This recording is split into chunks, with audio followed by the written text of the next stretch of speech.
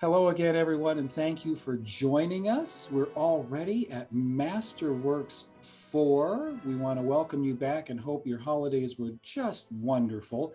And what a welcome back we have. And with our thanks to Chris Connolly and Wells Fargo Advisors, I'm going to add thanks to the music director and conductor of the Quad City Symphony Orchestra, Mark Russell Smith. Thank you for joining us, and Happy New Year. Thank you. Thank you. Likewise. It's a pleasure as always.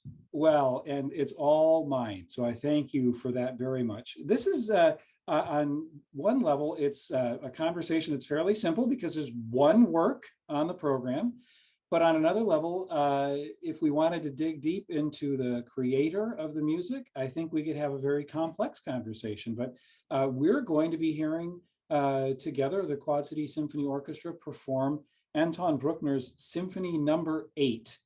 Which is a monumental and wonderful work. But I'd love for you to tell us a little bit about why this work was deemed appropriate at this time.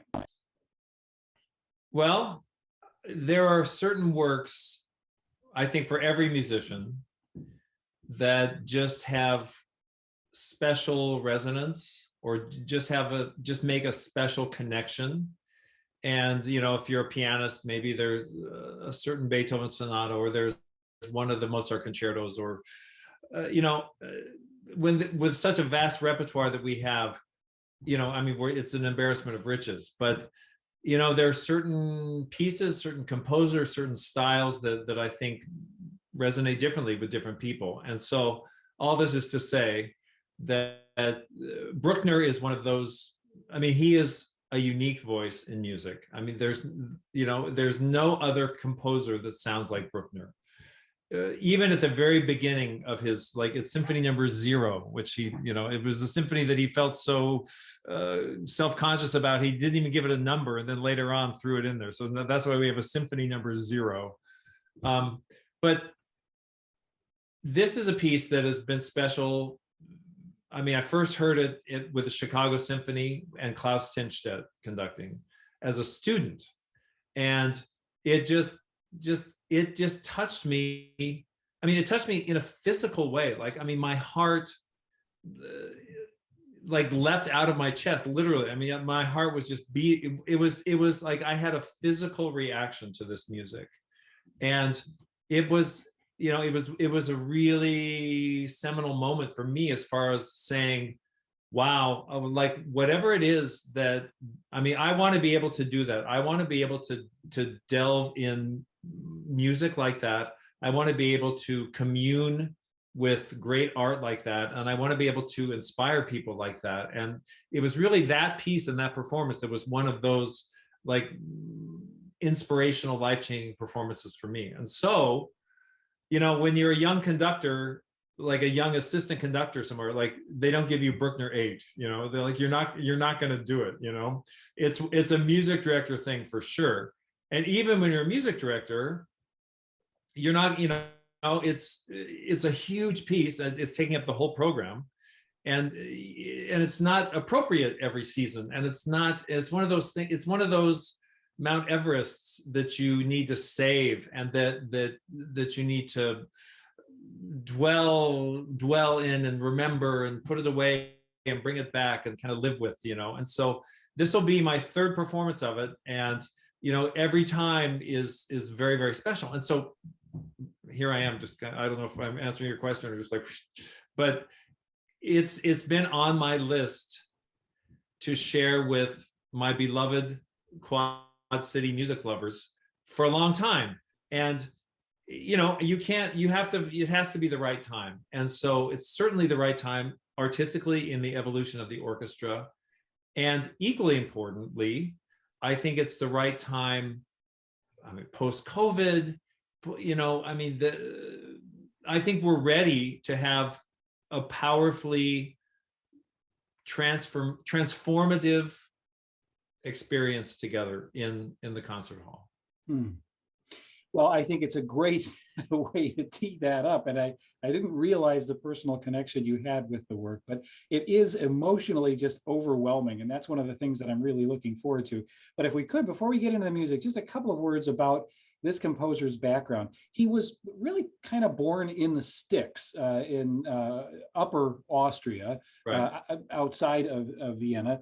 And after his father's demise, he became associated with a monastic community, St. Florian's, and started in the boys' choir. And then it becomes almost something like an Austrian musical fairy tale, right?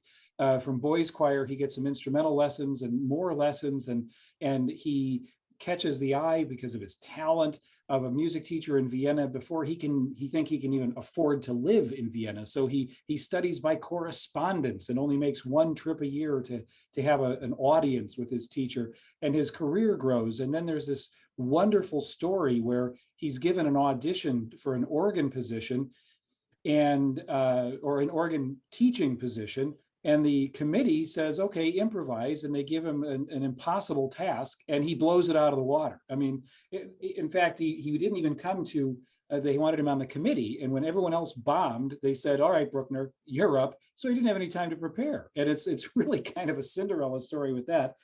And of course, he rises to the heights of friendship with the likes of Wagner, adversarial relationships with Brahms, but there really, I think they were probably not, there was not much animosity really between the persons. They didn't seem to be that kind of people. But all of this comes together in an amazing work, and his really kind of triumph in Vienna, which is why I'm so grateful the Symphony approved my expense request to join you from a coffee house in Vienna today. But he was an extraordinary person, and really kind of a self-made person in a lot of ways.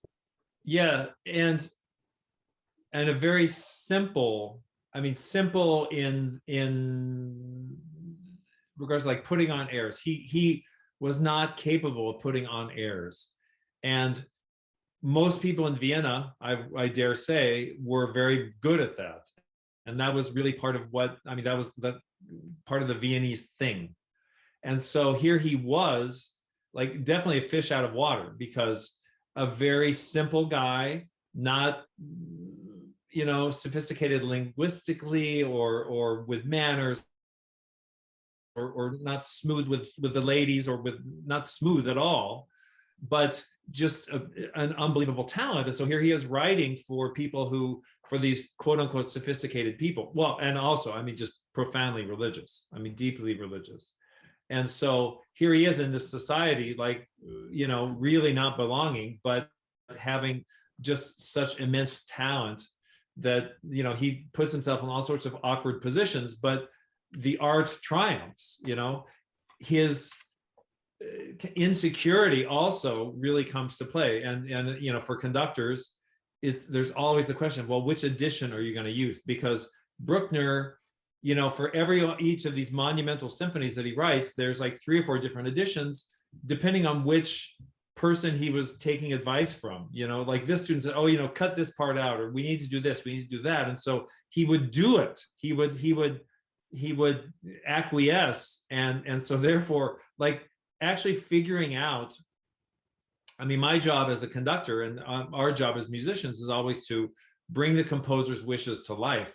But like, if the composer's wishes are you know, convoluted or unclear, or, you know, influenced by people that maybe they shouldn't be influenced by, I mean, it's really hard to figure out. And so there's a lot of musicological research, there's a lot of trust you have to have, there's a lot of instinct. I mean, there are a lot of things that play a role in this. Then there's the whole like post World War II thing with these musicologists. One was a Nazi and one wasn't, and so like they erased all the, you know, I mean, there's all sorts of politics involved with the musicological aspects of Bruckner too, which is like a whole other uninteresting story, you know. So anyway, the bottom line is his personality affected these, you know, these things. And so he wasn't super confident, but he was just immensely talented and immensely expressive in how he wrote music.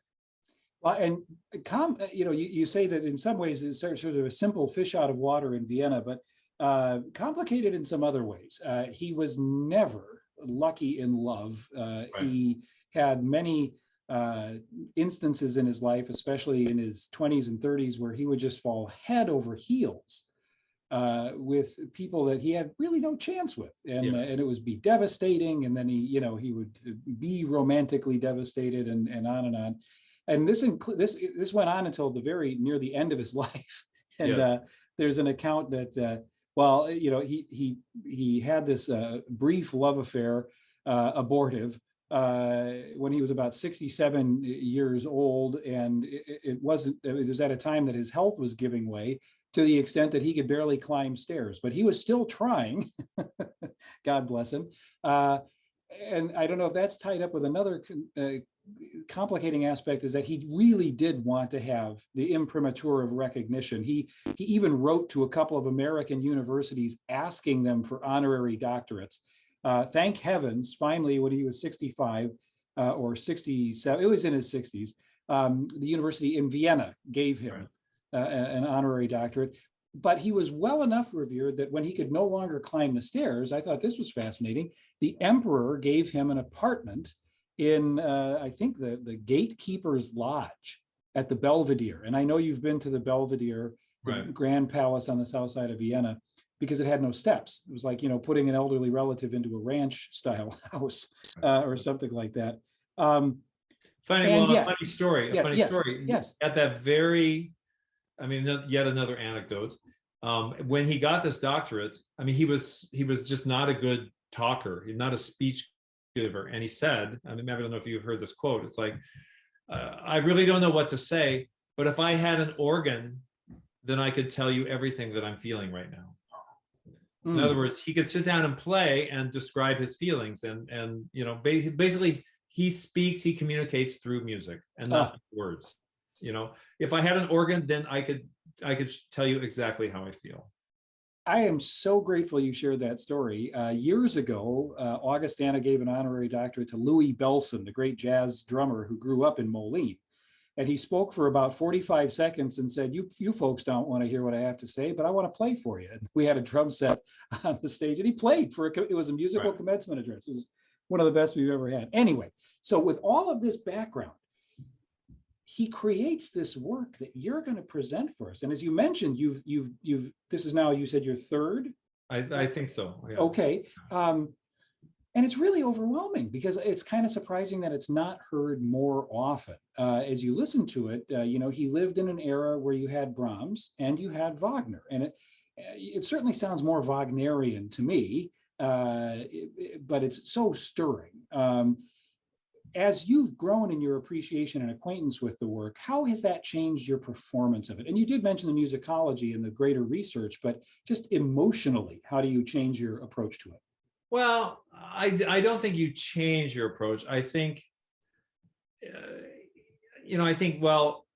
any time with any piece, frankly, not just like monumental, not just like these monumental pieces, but any piece, like the first time you do it, you're still figuring it out. Even if you're conducting from memory and you've studied, and studied and you rehearse it, still, it takes time to figure out a piece. Physically and spiritually. And so, like the first time through Beethoven 9, the first time with Beethoven, I don't want to hear like what I did like when I was 25 with my first Brahms symphony or this. It's like, ugh, I can't even imagine.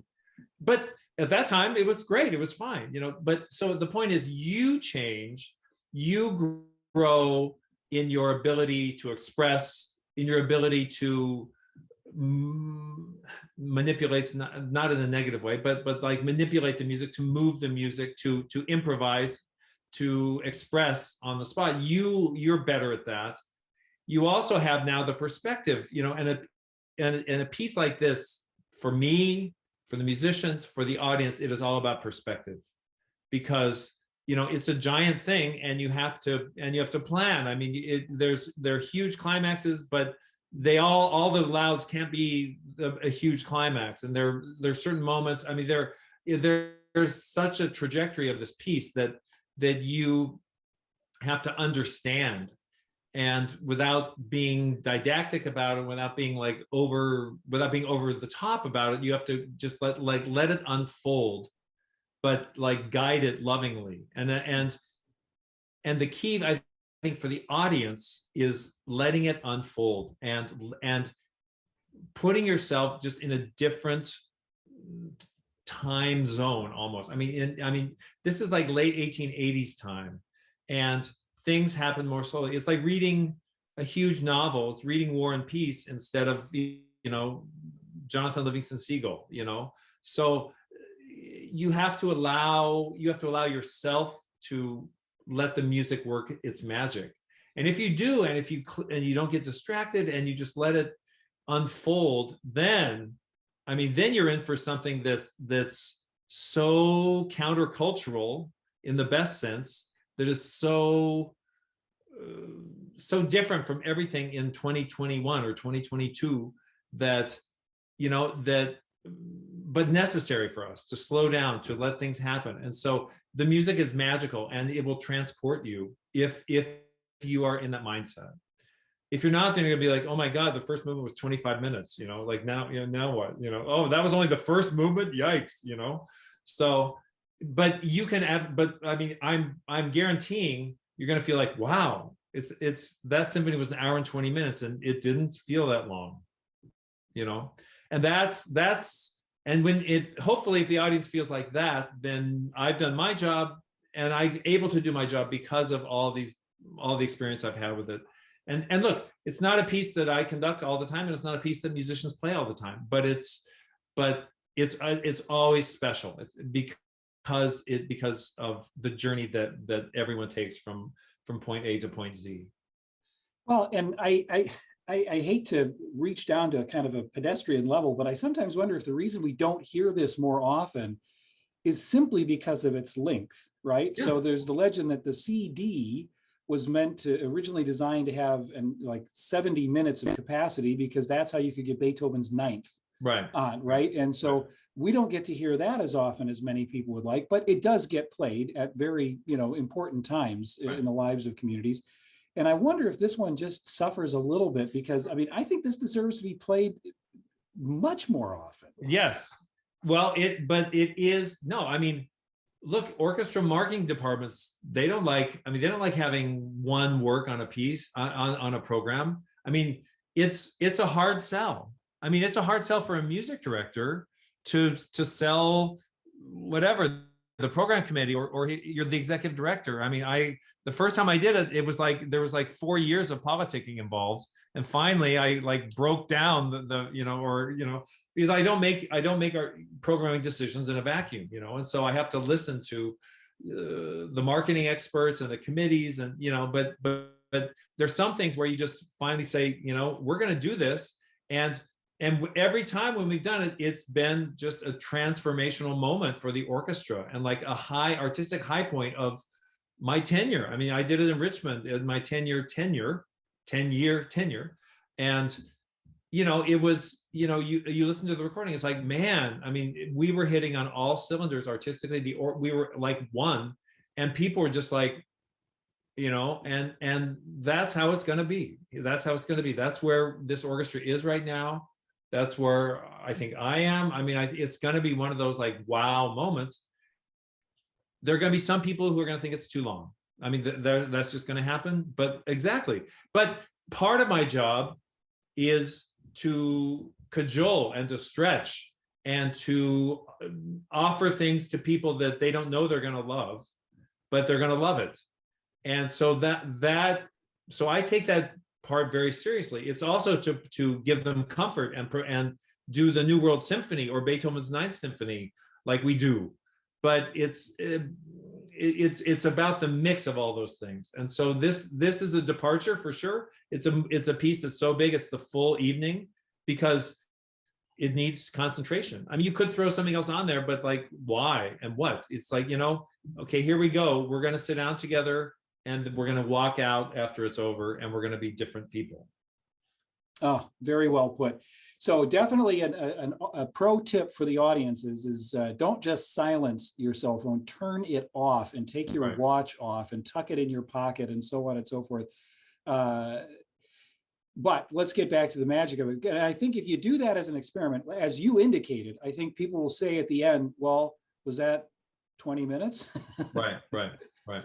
Because even watching a recording of this, I got to see they did a very special performance of this on, I think, the 100th anniversary of his death in the chapel of St. Florian's. Wow. I think it was the Vienna Philharmonic traveled there, and I believe it was Pierre Boulez who was the conductor for that. But it's just it's remarkable as a conductor. And you mentioned this before about the pacing that you're going to have to take yourself through, but I think there's also the fact that these are going to be two concerts. There will be the Masterworks on Saturday and the Masterworks on Sunday. Right.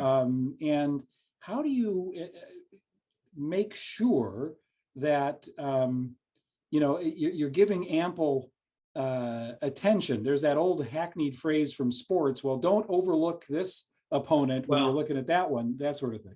Well, that is one of the major challenges. I mean, that is the challenge of our particular schedule, because our dress rehearsal is Saturday afternoon, our concert is Saturday night, and our next concert is Sunday afternoon. So you're playing this piece 3 times in 24 hours. And that is not actually humanly possible. And so, I mean, for this particular symphony, I mean, our dress rehearsal, and this is something that you plan way ahead for, is it will actually be Friday night.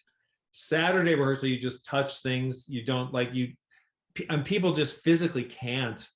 The brass, I mean, everybody, the string, I mean, it's so physically exhausting and so psychologically exhausting. I mean, you can't have a run through in the afternoon and then do it, and so that's part of my planning as a rehearser. Like, so our run through, I mean, even if we get a run through, because with break times and with, it's like difficult to actually do that. So, I mean, there may not actually be a full run through from top to bottom.